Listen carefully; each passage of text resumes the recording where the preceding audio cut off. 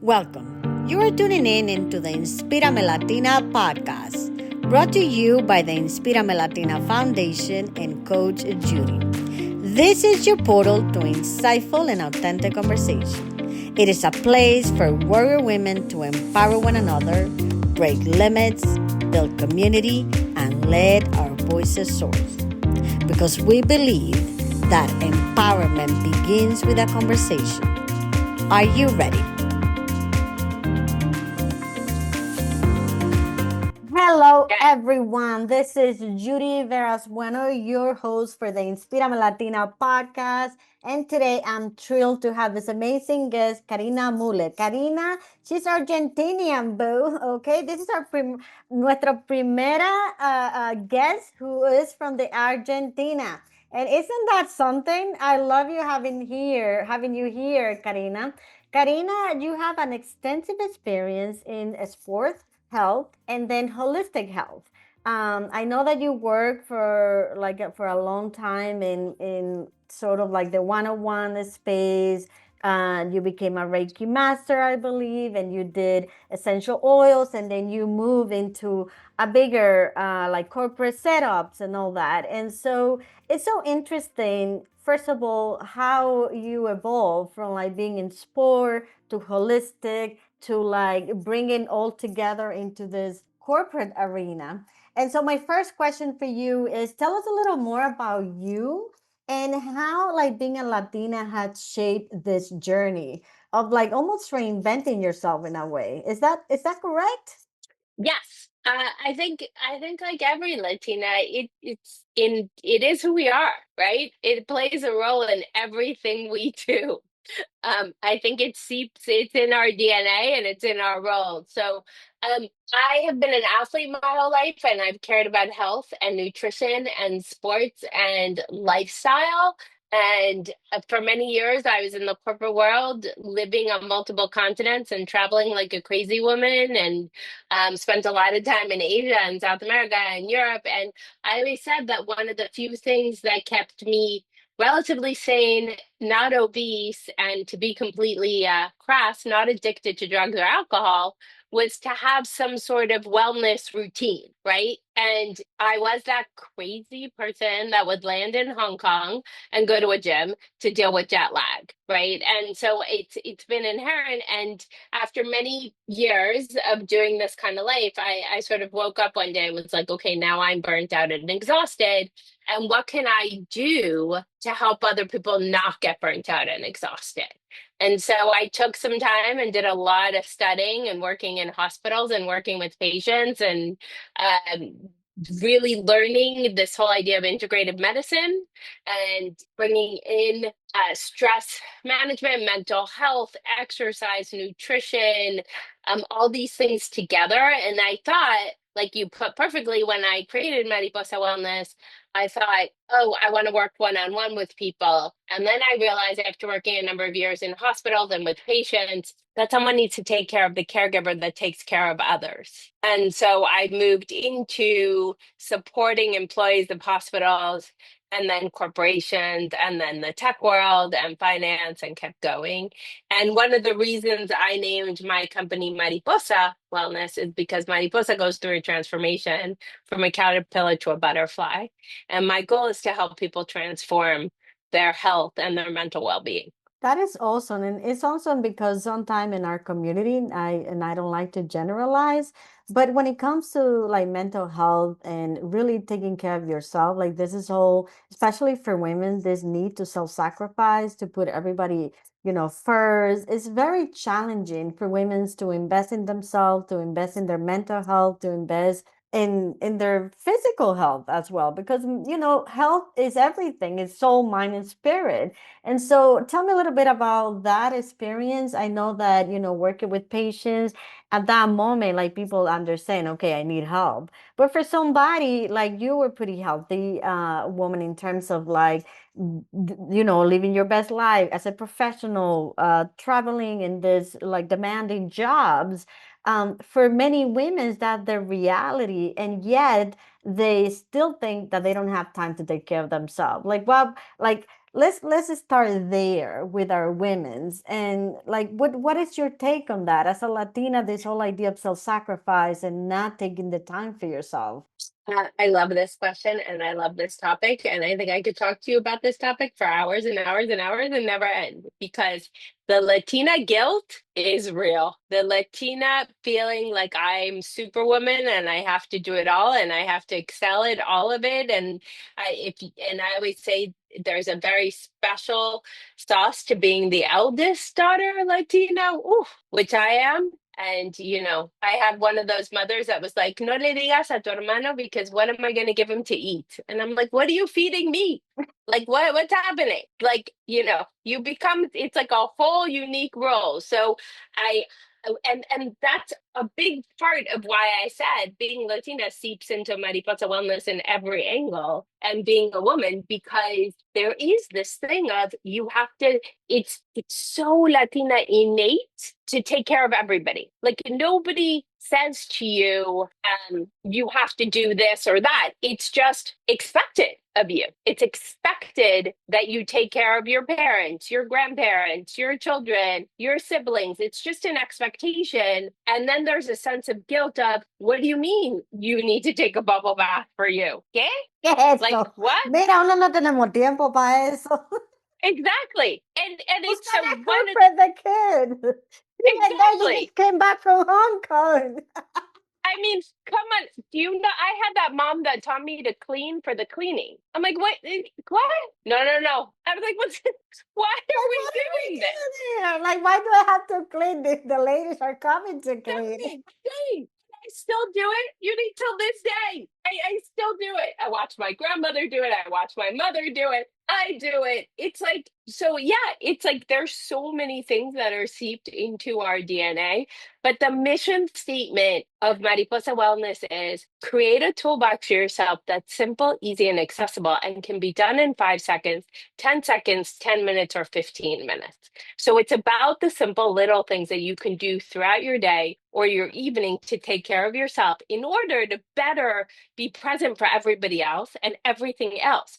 Because at the end of the day, what I tell all women, Latina, any women, is that if you're burnt out and exhausted, that doesn't serve anyone around you. It doesn't serve the people you work with. It doesn't serve your family. It doesn't serve your friends. But more importantly, it doesn't serve you. And So, also this, this whole idea of like, because I've been coaching women for over 12 years at this point, right? And it's sort of like the same story is that, this idea of, oh, I need to be more, like, I need to be selfish. And this whole idea that taking care of yourself and your mental health is like an act of selfishness.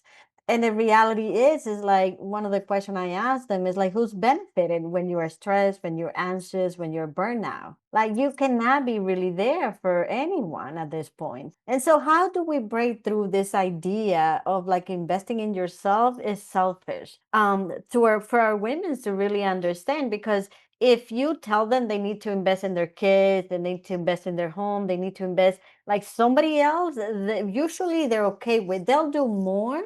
Also, as a Latina, I see that we do more for others than we do for ourselves.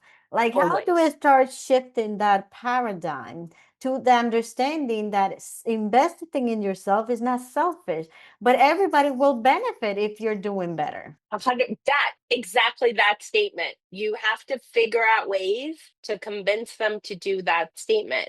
I have said to other people, to women of all kinds, all race, nationality women, if it's so foreign to you, then incorporate it with another family member, right? Like if you have a daughter or a son, like go for a walk with them, go for a bike ride with them, go for a spinning class, go to yoga, go to do stuff with them. And then maybe that's a way, not only is it a beautiful bonding experience with people in your life, but it's also a healthy experience, right? And it's Mm. teaching someone else in your life a healthy thing, but it's also giving yourself time to do it, right? And then maybe you realize how good it feels for yourself, and then maybe you start to do it on your own. So that could also be a way. But I'm a big believer in little things. It doesn't like I give you an example.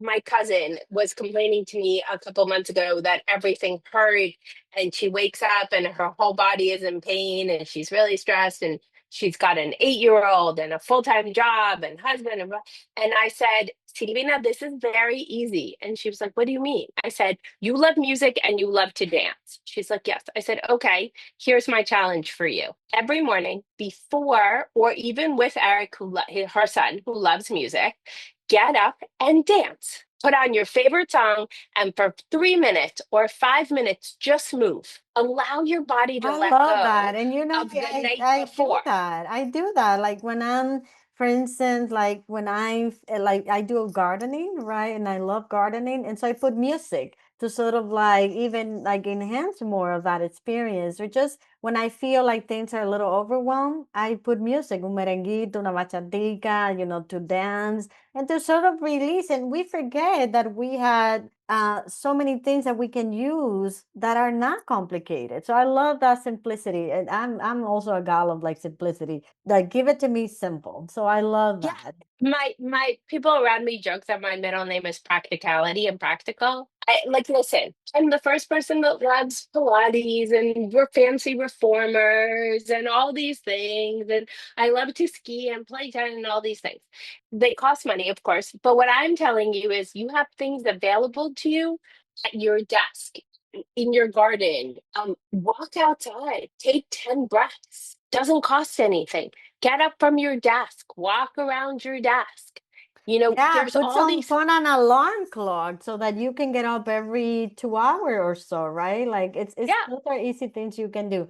So I love the simplicity that you bring to everything that you do. So I wanted to ask you, Karina, because when you start, you went into sport, like then you went into holistic one-on-ones, and then you moved into corporate and all that.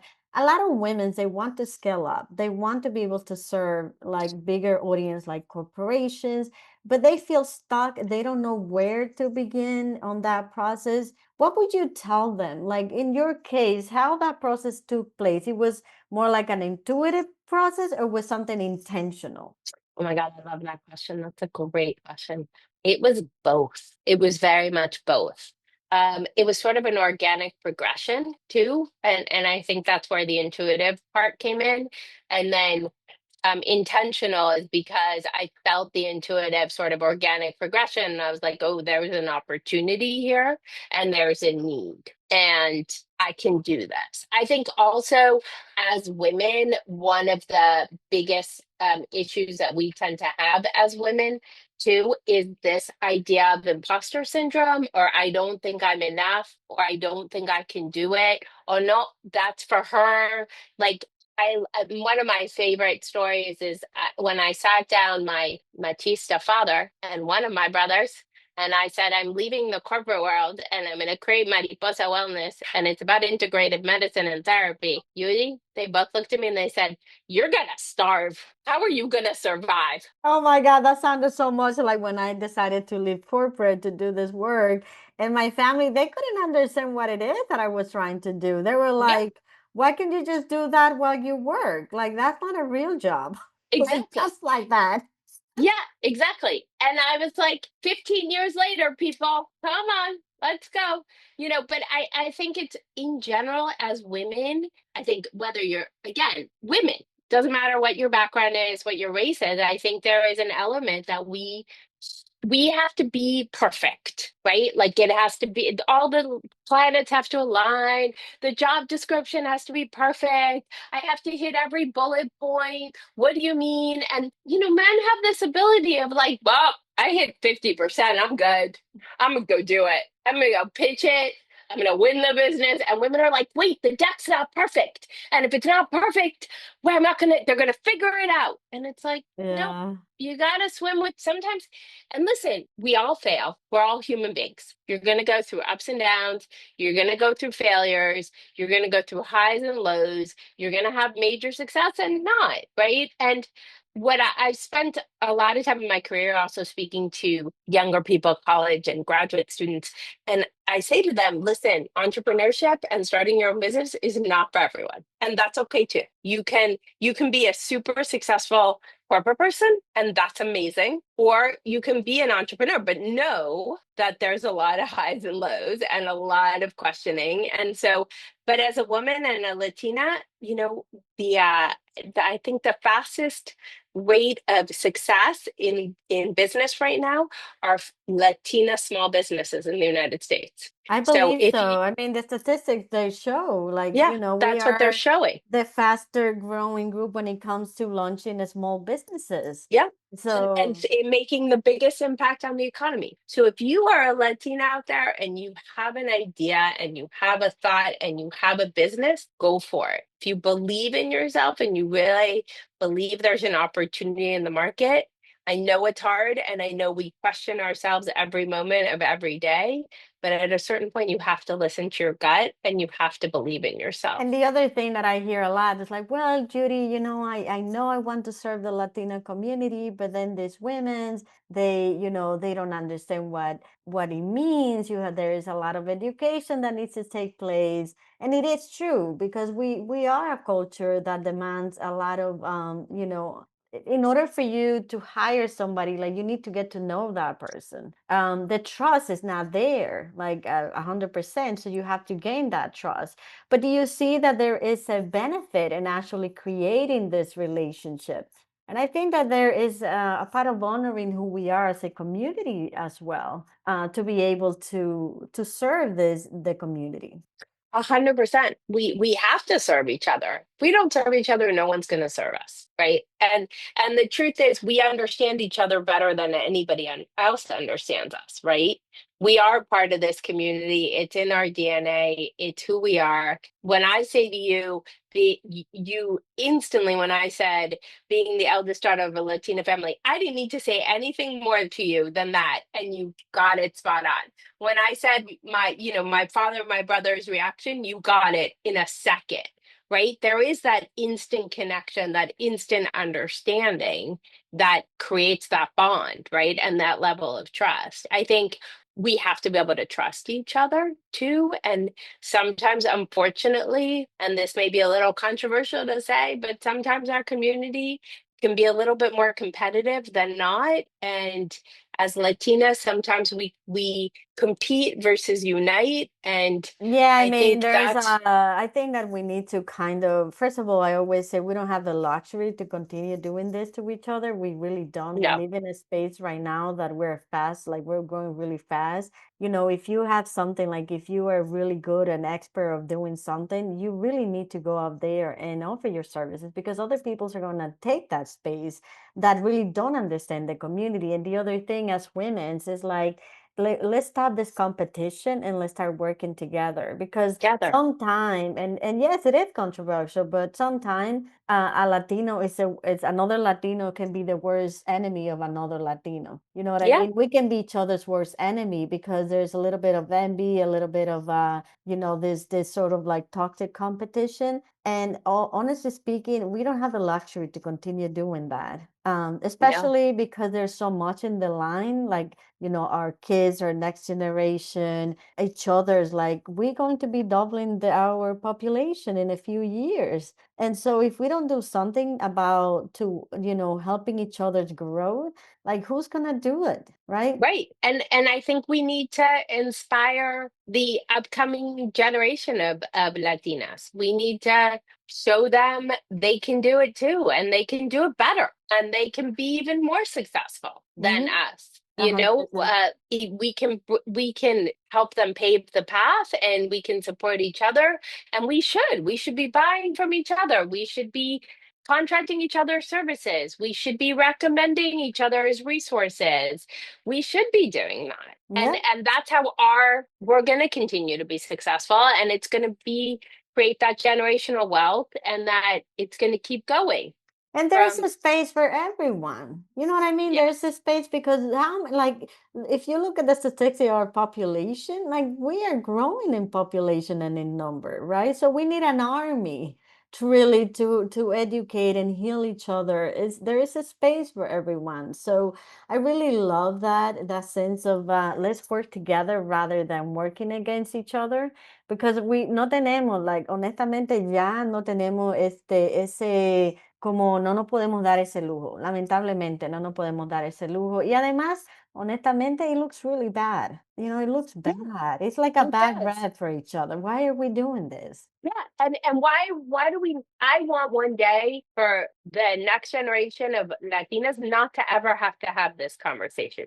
For them to be like, I don't know what you're talking about. We all collaborate, we all work together, we all recommend each other. It's not a problem. Like that's my goal. I really want Latinas to feel comfortable with that space and say, I'm not just a proud Latina, but I support other Latinas and I want other Latinas to grow. And you are 100% right. There is space for all of us. We don't all live in the same place.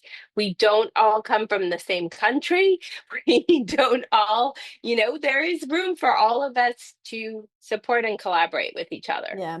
So let's say that somebody is in the verge of like scaling, because if we look at the statistic, yes, we are growing in numbers in terms of opening businesses. But when it comes to scaling, a lot of the businesses still like stay very, very small because there's a lot of fear.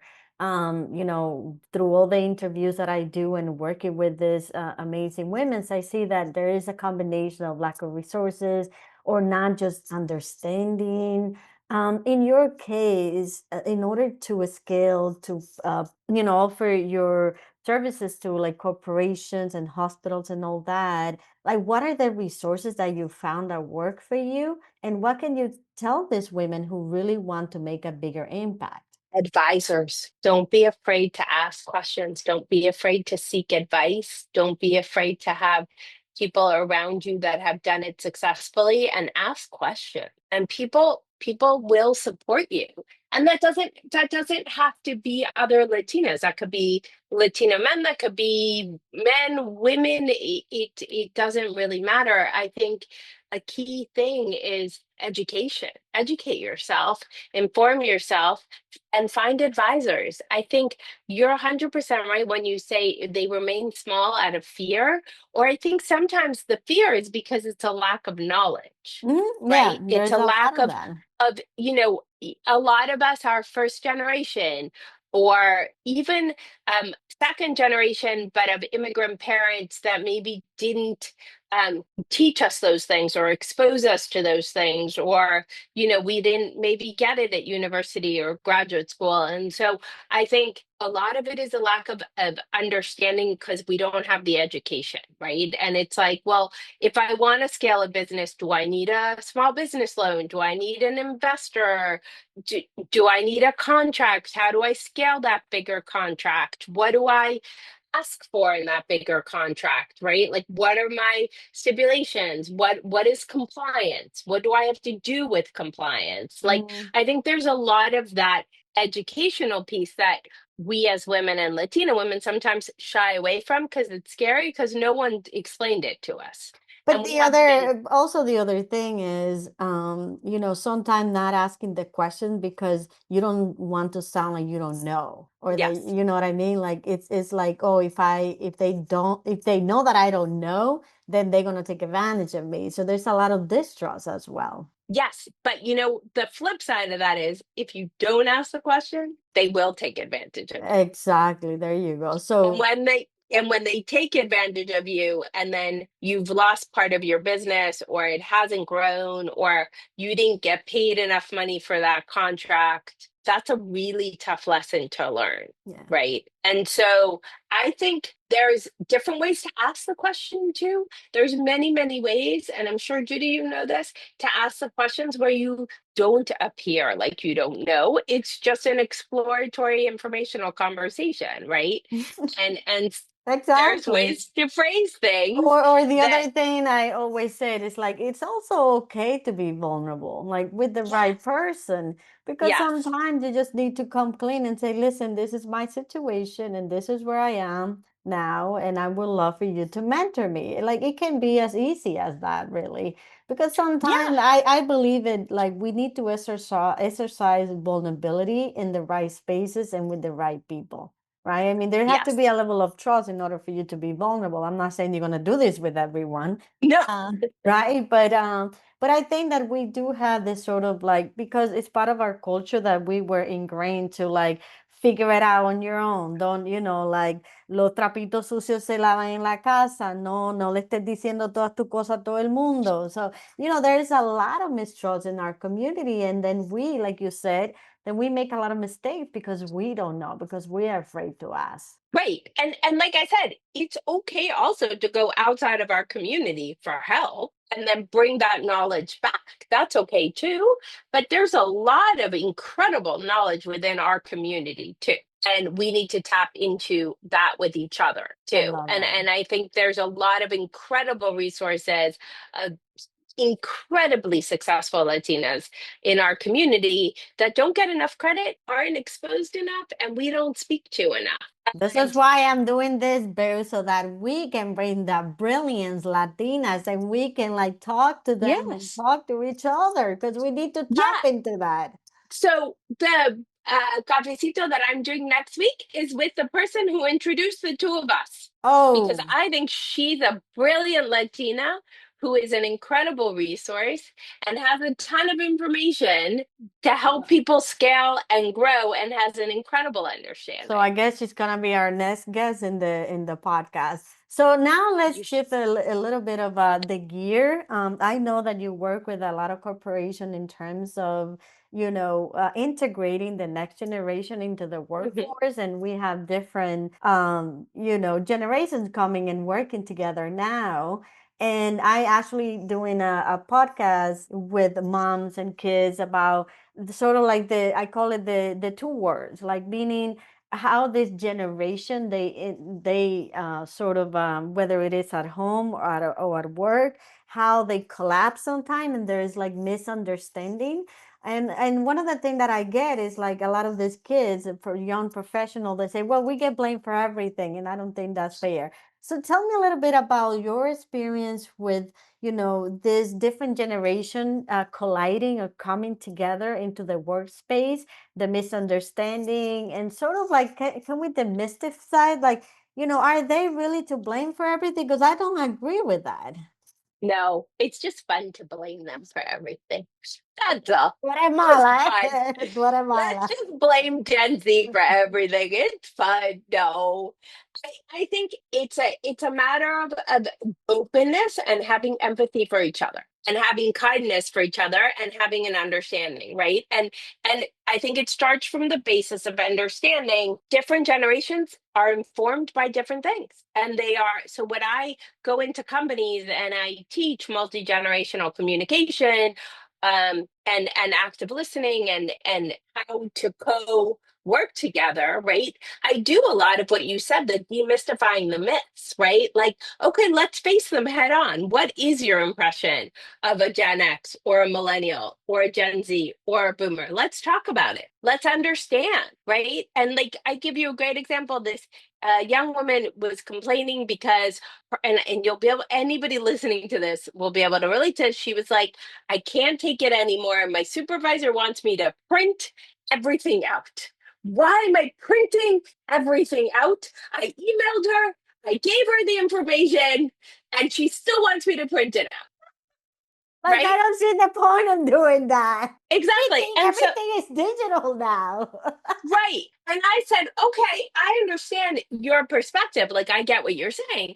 But let's stop to think for a second that your supervisor has spent the last 20 years working that way. That is the way she works. And so, in what's informed her career is that's the way she functions. So, you, as her younger direct report, need to take a second and step back and say, instead of getting frustrated and upset, understand that this person has been working this way for the last 20 years.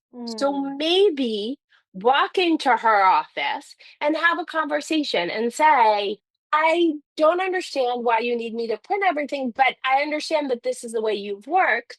But maybe I can offer some other solutions. Maybe I don't have to print everything. Maybe I can just print a couple of things and other things we can work digitally. Have a conversation because then you're going to find that common ground. And for her, she has to stop to think that everything for you has been digitally native, right? Like everything has been Mhm. digital. You don't Yeah. print anything. So So it's having that understanding, like we come from like different background and also experiences. For instance, one of the things that we were talking before the actual recording is the fact that a lot of the younger generation they went through COVID, and that's something that we don't really talk about much in terms of like the impact that COVID had on not only on them but also on us and the lack of interaction. And a lot of these young professionals, they start their career digitally.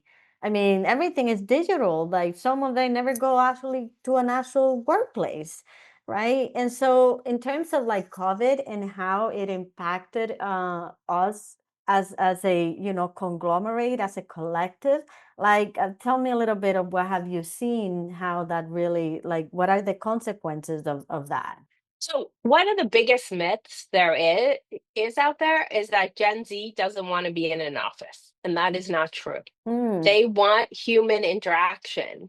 They want to be in an office because they either went through high school or college through COVID, or their very first job was interviewed on a virtual interview. They never met their supervisor in person. They're reporting to someone like this, and they never went to enough. So they want that human interaction. They want to learn from people. They want to have that mentoring. I mean, yes, they still want a hybrid situation, right? Like maybe they want to go 3 or 4 times, but it's you see it more and more in cities across the United States of like in-person events. Right? Like people want to go to in-person networking. People want to go to in-person office things because they want to interact and be human and learn from each other and have that. So I think that's been a big impact that you see. And I think with the growth of AI and technology and everything that's happening, yes, for the younger generation, this is completely innate. Like they didn't learn it, we learned it, right? Like we had to learn it, we had to experience no technology and technology and how do we function amongst all of that. But to them, it's so innate. And you see it even from the smallest of kids that like can pick up an iPhone or a Oh phone my or an God, yeah, iPad they to just know and what to do. they know what to do. They instantly know what to do. And I think we have to acknowledge that, right? But we also have to acknowledge the other side that maybe they don't instantly know what to do, right? And I think COVID had a big impact on how we communicate and how we interact. And for a lot of these digitally native younger generation kids, they were using Zoom in school, but not for the older generation. It was like, oh no, now I got to use Teams and Zoom. Or, for us, it wasn't as natural, Oh no, right? And I think it was very painful for a lot of people, yeah, right? and but on the flip side, for us, the human interaction and in-person communication and the behavior is innate, but for them it's not. Hmm. So we have to understand that their common sense may not be our common sense, right?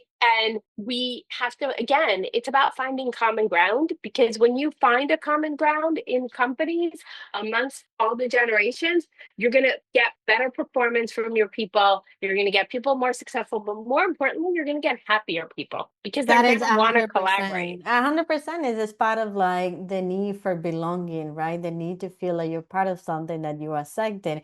And I think our human nature is that we right away go into judgment, right? Like, why is it that they don't Yes, do it this way? Why is it that they don't understand?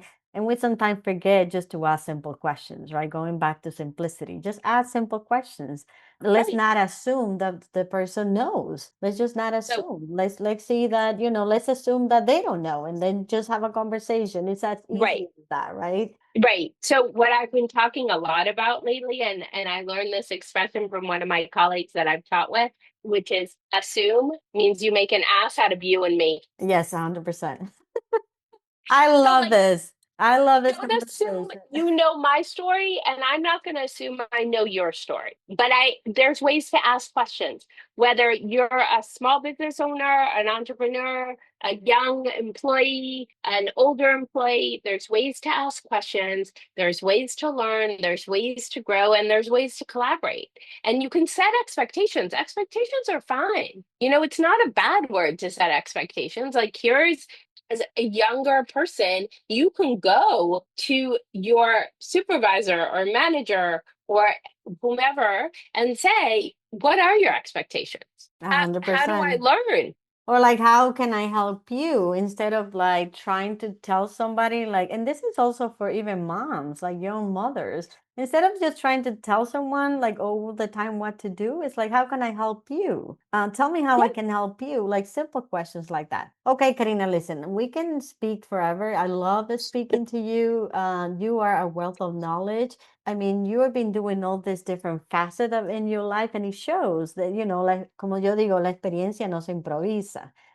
no, Entonces, first of all, thank you for taking the time. I know you were a pretty busy lady, so having you here is really amazing. And to finalize to for everyone, I love that conversation of like, let's not make assumptions. Let's just ask simple question. And the overall message, I believe, during this interview is that let's keep it simple. Life is so already complicated. Like, let's just keep it simple. So, what is one last thing that you want to tell all the Latinas, as all our women that are listening, if they have a dream and they want to go ahead with their dreams, they have the businesses they want to scale, like, what are they should be doing? Like, they should be doing some networking event. Like, tell them, like, tell us at least three things that they should be doing to get this going, boo, because everybody needs you out there. okay, first, take care of yourselves. That is the first thing. The moment you feel like you're going to burn out, you're overwhelmed, you're exhausted, take a moment. Take a moment for yourself. Stop, breathe, pause, walk, do something for you, because that is what's going to allow you to be successful moving forward.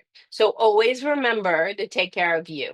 And then you can take care of everybody. You can take care of your business, whatever it is. So my first thing is, always remember to take care of you, and always remember it's okay to pause. It's okay to pause and breathe. It's okay to listen to your favorite piece of music. It's okay to go to your favorite, class, workout, whatever it is. But remember, you can take care of you. And then sit down and really understand what it is you want for your business. What does scaling mean to you? Does Hmm. it mean one new client? Does it mean 10 new clients? Does it mean what does scaling really mean? And start small, because you can do it incrementally. I think one of the biggest mistakes people make, both in business and in wellness, is that we set these lofty big goals for ourselves, and then we don't succeed right away, we feel like a failure, right? Like, I'm Mm. going to go to the gym 7 days a week, and then that, you don't go, and then you're like, oh, I'm awful. Or I'm going to sell $200,000 this month, and it'll be great. And then you sell 1,000, and then you feel horrible. So, what does scaling mean to you? How do you want to scale? First, stop to, again, pause, think about it. What does that mean for me? How does that impact my business? And if you don't have those answers, that's okay not to have those answers, but then find some advisors to Judy. Find some advisors that can help coach you along and maybe can work through that plan with you, that can sit down and say, okay, define scaling, define growth, define where you want to go. Is it within your own city, market, industry? Take it small, and it will grow naturally and organically. So that's my best advice to I people. love that. I love that because, especially women's like us, we're like thrivers. Like, we always dream, dreaming big, which is a good thing. But also, I think that, I love the simplicity of being realistic. Like, first of all, asking yourself what it is that you want, and like, what does it mean? And how does that look for you? And start like in a more realistic way rather than feeling like a failure, right? Because sometimes we put this Right. really, really high standards. And I'm a person, I believe in standards. But then, you don't want to set this higher standard where like you're always gonna feel like you end up feeling like a failure, like you didn't reach these goals, right? And I love also the advice of finding a mentor or a coach or an advisor that can help you, like because they already figure it out, like you don't have to reinvent the wheel. Eso no es No, necesario. and it could be again, it could be who you bank with. It could be a current client, right? Like I got some really amazing advice when I started scaling Mariposa Wellness from one of my clients who sat down and she was like, "Let me give you some advice on what's working and not working for us that then you could take somewhere else." That's And awesome. that's But you see, okay. but that means that you have to be vulnerable enough to ask the Yes. question, Yeah. right? Like you have to Yeah. be open to be vulnerable and ask the question. And I think that's when we are like so afraid, like, oh, if I ask a client, what they're gonna think. I think it's okay to be vulnerable. So thank you so I love much, Karina. Sure. I just want to finish saying I love talking to my clients and finding out what works and what doesn't work. I think that's really important, and I think it shows authenticity to them. But that's me. But That's it my also perspective. shows like I think it's the only way that we're gonna grow. Like if we're not willing to do that, like I think that it's so easy to then feel stuck, right? Yeah. Yeah, but it does take it takes I always say vulnerability takes courage. So you just take the Yes. first step toward courage. So where can people find you? In social media or LinkedIn or like where can they find you? Mi The bella best Karina. Ay, qué linda. The best place to find me is probably LinkedIn. You can find me, Karina Muller, on LinkedIn is probably the best place to find me. You can go to the Mariposa Wellness website, which is Mariposa with double S, Mariposa Wellness. But yeah, everyone can find me on LinkedIn. That's And I love awesome. supporting Latinas always. I think we are a powerhouse and we need to keep supporting each other. And we are so amazing. Like, what's not to We are, love? exactly. But thank you for inviting me. This was so much fun. I'm so honored Well, that I I'm got to looking do this with forward you. that we can get to do more things together. It sounds like you're Yes, so much fun. So I really love working with fun people. Like, if you don't bring the fun, boo, we have an issue here. totally. Totally. So Let's for keep bringing every the fun. yes, please. So for everybody, thank you so much for listening to another episode of Inspirame Latina podcast today with Karina Muller. Please find her on LinkedIn so that we can continue share the message and invite everybody to listen to the podcast. Your friend, your coworker, your family, el tío, la tía, la hermana, vamos a todo el mundo because everybody we need to get to know this information to educate ourselves so that we can continue to grow as a community. So ya ustedes saben, stay tuned for another episode of Inspirame Latina. And I love you so much, everybody, okay? Thank you so much, Thank you. Karina. Thank you so much. Thank you so much for listening. We are so excited that we share another episode of the Inspirame Latina podcast brought to you by the Inspirame Latina Foundation and Coach Judy. Please remember to subscribe and click the bell so that you get notified for our next episode. But most importantly, please share the link with friends and family. We must continue empowering one another, and empowerment begins with a conversation. I'll see you next time. God bless you.